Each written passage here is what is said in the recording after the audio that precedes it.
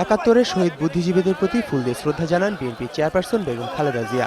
সে সময় বিএনপির ভারপ্রাপ্ত মহাসচিব মির্জা ফখরুল ইসলাম আলমগীর ছাড়াও উপস্থিত ছিলেন দলের শীর্ষ নেতারা।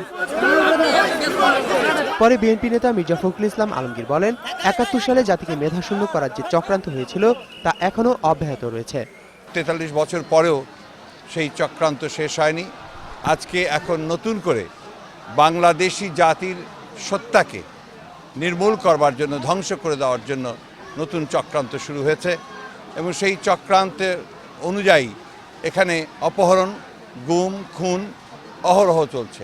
এদিকে বিকেলে বুদ্ধিজীবী দিবস উপলক্ষে আলোচনায় বিএনপি নেতারা অভিযোগ করেন, গুম, খুন আর অপহরণ করে জাতীয়তাবাদ দর্শনকে নির্মূল করতে পাক হায়নাদের মতো ষড়যন্ত্র করছে সরকার। স্বাধীনতার পক্ষের শক্তি যারা ছিল, আমাদের বুদ্ধিজীবীদের হত্যা করা হয়েছে। আর আজকে কি হচ্ছে? সারা দেশব্যাপী যে হত্যাযজ্ঞ চলছে, নির্যাতন চলছে, কোনো কথা আপনি বলতে পারবেন না।